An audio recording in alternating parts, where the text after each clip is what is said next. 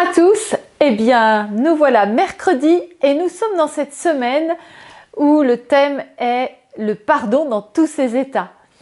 Lundi nous avions vu comment gérer les offenses, hier la demande de pardon. Aujourd'hui je voudrais vous parler de la culpabilité, se débarrasser de la culpabilité. Déjà il faut distinguer qu'il y a une vraie et une fausse culpabilité. Et regardons déjà, qu'est-ce que la culpabilité? La définition de la culpabilité, eh bien, la culpabilité, c'est l'état d'une personne qui reconnaît avoir eu un comportement coupable face à telle ou telle situation. Et cette reconnaissance s'enracine dans sa conscience. La conscience est le lieu où une loi est inscrite par Dieu. La conscience est le centre de l'homme, le centre le plus secret de l'homme, et c'est là où elle distingue le bien du mal. Et ça, c'est en nous. Malheureusement, comme l'a dénoncé Saint Jean-Paul II, aujourd'hui, les consciences sont de plus en plus enténébrées et de plus en plus, on appelle bien ce qui est mal et mal ce qui est bien.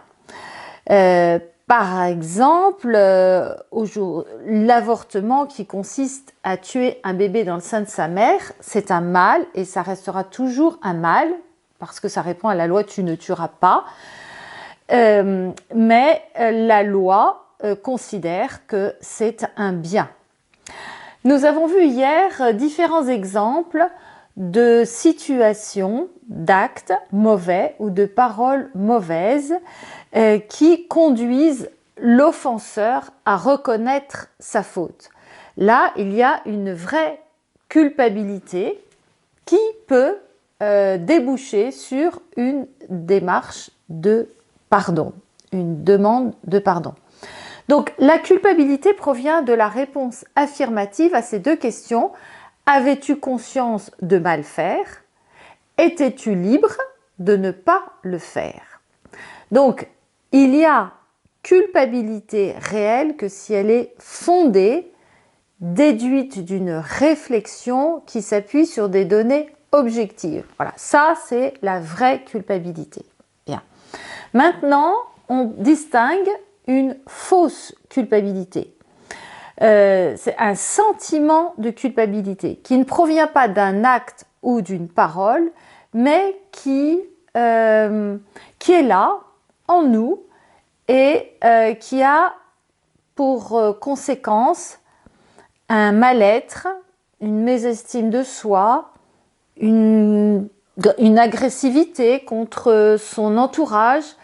Elle peut se reconnaître aussi par des pensées négatives sur soi-même, des pensées accusatrices, un dénigrement de soi. Elle peut provenir par exemple, mes parents attendaient un garçon et je suis une fille, mon père aurait voulu que je fasse de brillantes et de longues études, ce n'est pas le cas. Je ne suis pas celle que mes parents auraient voulu que je sois. Je ne suis pas digne d'être aimée. Je suis la dernière des dernières. Je vous laisse imaginer tous les noms d'oiseaux que l'on peut prendre pour s'adresser à soi-même. On peut se sentir coupable des erreurs des autres. On peut se sentir coupable du divorce de ses parents. On peut se sentir coupable de prendre un peu de repos alors qu'il y a tant de travail à faire, que le travail n'est pas terminé. Voilà, et toutes sortes de sentiments qui peuvent nous habiter, qui est un sentiment, à l'origine, un sentiment de culpabilité et qui peut générer des pensées accusatrices, un regard sur soi-même accusateur. Et donc cette fausse culpabilité peut entraîner des difficultés relationnelles, de l'enfermement, une forme de paralysie, un isolement et surtout un regard négatif sur soi. Et la fausse culpabilité est celle où l'on se sent coupable alors qu'en fait, si on part d'un raisonnement sain, eh bien il n'y a pas de culpabilité. On n'est pas coupable. Et donc ce sentiment de culpabilité ne provient pas d'un acte mauvais ou d'une parole mauvaise, mais de ce que l'autre, dans notre histoire, ça peut être des parents, ça peut être d'enseignants, ont porté comme jugement sur nous-mêmes, comme mensonge, comme reproche plus ou moins exprimé sur nous-mêmes et qui ont généré ce sentiment de culpabilité en nous. Alors, comment s'en sortir? Et je m'interrogeais bien sûr sur la parole qui était la plus adaptée pour répondre à cette situation.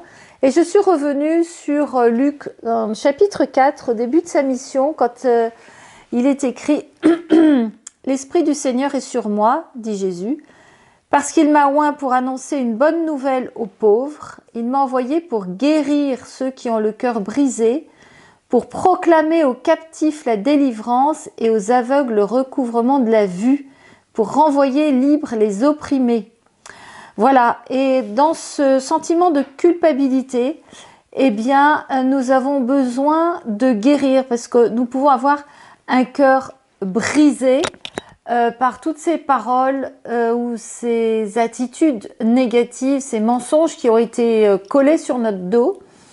Et donc on peut avoir un cœur brisé d'une certaine manière. Et on a besoin d'être réconcilié, d'être guéri, d'être réconcilié avec notre image, l'image de nous-mêmes.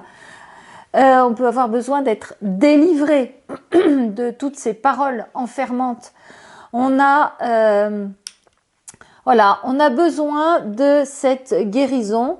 On a besoin de retrouver un juste regard sur nous-mêmes, d'une juste vue. Donc on a besoin aussi que nos yeux soient libérés, de recouvrir à une bonne vue.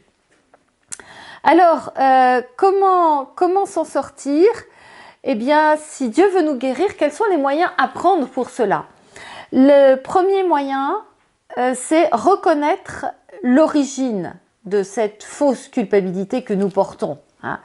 Demander à Dieu de nous révéler où prend racine cette fausse culpabilité, dans quelle situation, quelles circonstances de notre passé, quelle situation de notre enfance, quelles paroles nous avons entendues, qu'est-ce que nous avons vu, qui a pu générer cette fausse culpabilité en nous. Nous montrer les événements, demander à Dieu, mais où étais-tu quand j'ai entendu ça? Où étais-tu quand on a dit ça de moi? Quand à plusieurs reprises j'ai vécu cela de la part de mes parents? Montre-moi et viens me visiter dans mon histoire. Donc reconnaître l'origine. À ce moment-là, eh bien, en reconnaissant l'origine, nous pouvons reconnaître et voir quelles sont ces personnes qui sont à l'origine et peut-être faire intérieurement pardonner à ces personnes. Et puis se pardonner à soi-même aussi, parce que on peut se mettre des exigences très hautes, avoir une grande exigence envers nous-mêmes, et eh bien il faut reconnaître ce que nous sommes et nous pardonner à nous-mêmes. Et renoncer ensuite à entretenir cette culpabilité, renoncer à ces paroles de dénigrement sur nous-mêmes et confesser à un prêtre les mensonges auxquels on a cru. Évidemment, beaucoup de ces mensonges proviennent de notre éducation, de notre enfance, de ce dans quoi, puisque quand on est enfant, on est des éponges et on prend tout ce qui vient, on pense effectivement que les adultes, dans ce qu'ils disent de nous, ont raison. Et donc, on se laisse prendre à ce piège. Et eh bien donc il faut faire cette démarche de renoncer à ces mensonges et de confesser que l'on a cru à ces mensonges pour être complètement libéré par Dieu. Et ensuite, eh bien, reconnaître la merveille que nous sommes aux yeux de Dieu. Connaître notre identité en Christ, et ça je vous renvoie à un petit partage du matin de ces précédentes semaines. Connaître notre identité en Christ est un moyen sûr pour vaincre la fausse culpabilité, pour vaincre toutes ces pensées négatives que nous avons laissées rentrer en nous-mêmes et sur nous-mêmes. Voilà tout un processus de guérison et s'appuyer, demander à Jésus sa grâce et son aide puisqu'il est venu libérer les enchaînés. On peut dire qu'il y a un enchaînement, une emprise, un enchaînement en nous-mêmes qui fait que on ne vit pas pleinement notre vie parce que nous nous sommes laissés enfermer dans ces regards, dans ces jugements, dans ces paroles et nous les avons laissé imprégner toutes nos pensées sur nous-mêmes. Alors demandons à Jésus de nous guérir de tout cela, de nous libérer. Et prions. Prions. Déjà, je vous propose de dire après moi, Seigneur Jésus, aujourd'hui, je renonce à ces pensées. Je renonce à cette culpabilité qui m'emprisonne, à ce sentiment de culpabilité. Je renonce à croire à ces mensonges qui ont été prononcés sur moi, dans lesquels je me suis identifiée. Merci Seigneur de venir me guérir maintenant, de venir libérer mon cœur de toutes ces paroles, de tous ces mensonges qui ont été prononcés sur moi.